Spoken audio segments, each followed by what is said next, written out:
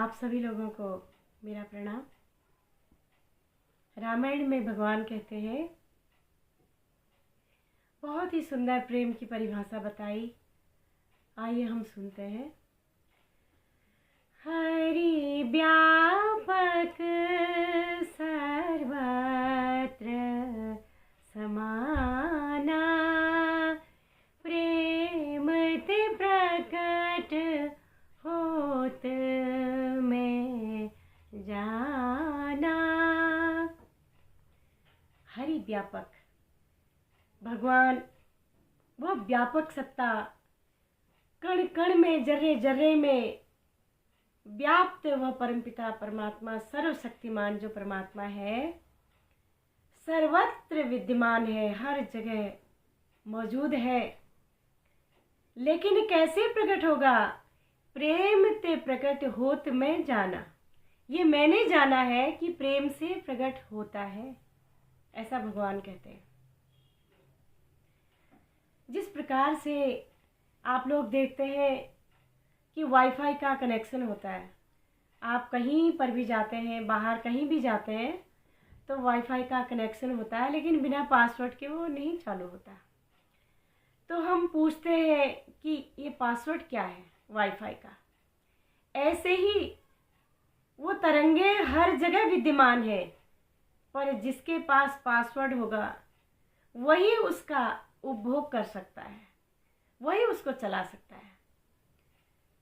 Wifi का आनंद वही ले सकता है जिसके पास पासवर्ड होगा। तो सर्वत्र विद्यमान जो शक्ति है, उसका पासवर्ड जिसके पास होगा, वह सर्वत्र, वो कहीं भी चला जाए, वो यहाँ रहे, हरिद्वार जाए, बद्रीनाथ जाए, केदारनाथ जाइए, वो विश्व के किसी भी कोने में चला जाए, जो सर्वशक्तिमान परमात्मा है वह वाईफाई की तरह है, सर्वत्र है। पर प्रेम ते प्रकट होत में जाना, पर वो प्रेम से प्रकट होता है। तो वह प्रेम, आज वह प्रेम जो है कहाँ मिलेगा? आपको मार्केट में सब कुछ मिल जाएगा, आप महंगे से महंगे सामान ले आएंगे, सोना चांदी, हीरे मोती, जवाहरात, वो सारी चीज़ें आप ले आएंगे, वस्त्र ले आएंगे, आभूषण, सब कुछ ले आएंगे, लेकिन प्रेम कहीं बाजार में नहीं मिलता है, प्रेम नहीं मिलेगा। प्रेम तो अपने अंदर है। अगर प्रेम परिवार के अंदर है तो परिवार सुखी है, अगर प्रेम पड़ोस में है तो पड़ोसी सुखी है, अगर प्रेम देश में है तो देश सुखी है, अगर प्रेम गांव में है तो गांव सुखी है। और प्रेम के बिना सब मृत है, मृत्यु के समान है। जैसे एक शव होता है, मृत शरीर होता है, वहाँ प्रेम नहीं होता। प्रेम होता तो लोग अपनों को क्यों इतनी दूर ले जाते, है ना, अपने पास ही रखते। लेकिन कितना ही सुंदर कोई क्यों न हो, और कितना ही अच्छा कमाने वाला हो, कितने ही उसमें गुण हो, सारे गुणों से संपन्न क्यों न हो, लेकिन जब वो सर्वत्र विद्यमान जो शक्ति है, व्यापक सत्ता जो है, जब वो निकल जाती है तो लोग उस शरीर को घर में रखना पसंद नहीं करते, उसको ले जाते हैं। उसको कोई गाड़ देता है, कोई दफना देता है, कोई जला देता है। पर प्रेम ते प्रकट होत में जाना, प्रेम से सब जीवित है और प्रेम ही जीवन है। लेकिन ये जो प्रेम है, ये क्या है? अब हमें इसे समझना है, ये क्या चीज है। एक माँ अपने बच्चे से अगर प्रेम न करे तो अपने बच्चे की परवरिश नहीं कर सकती है। प्रेम से ही तो वो उसकी परवरिश करती है। अगर पति पत्नी के बीच में प्रेम न हो तो वो रिश्ते नहीं टिकते। अगर माँ बच्चों के बीच में प्रेम न हो तो वो रिश्ते भी नहीं टिकते हैं।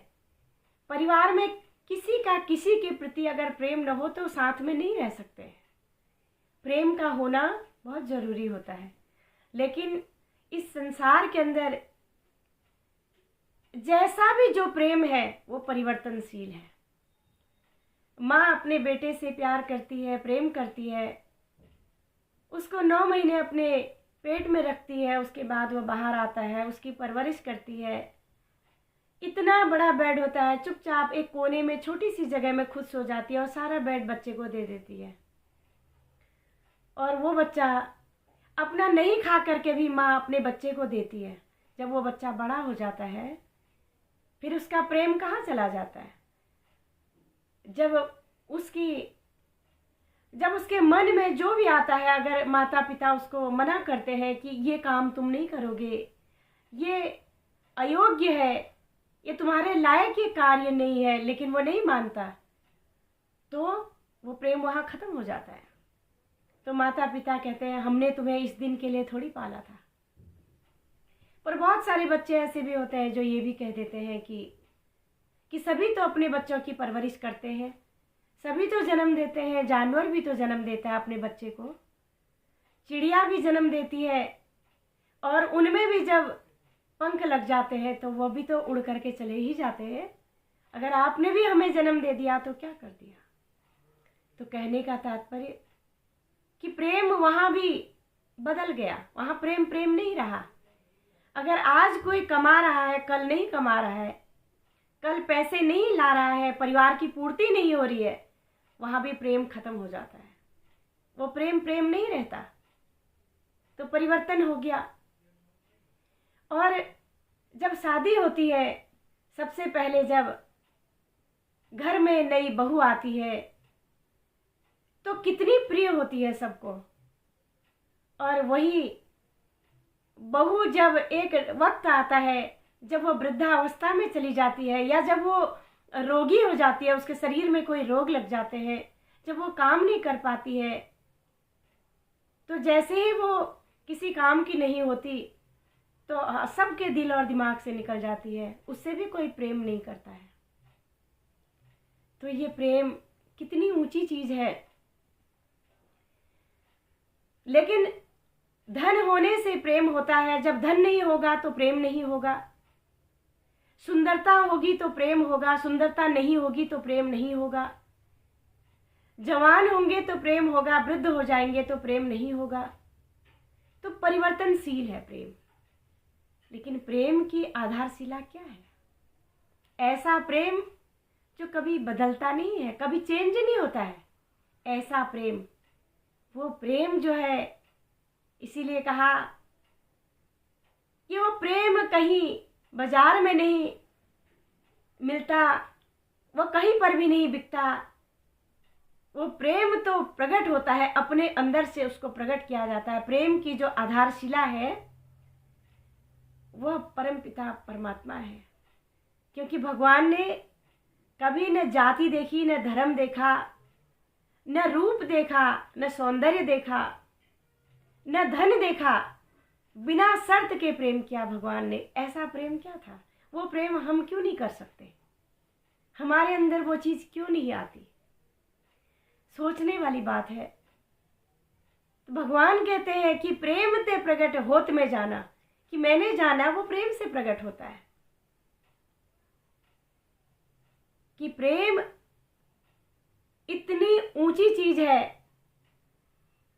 प्रेम कभी परिवर्तन नहीं होता, जो ईश्वरीय प्रेम है, जो भगवत प्रेम है। इसीलिए तो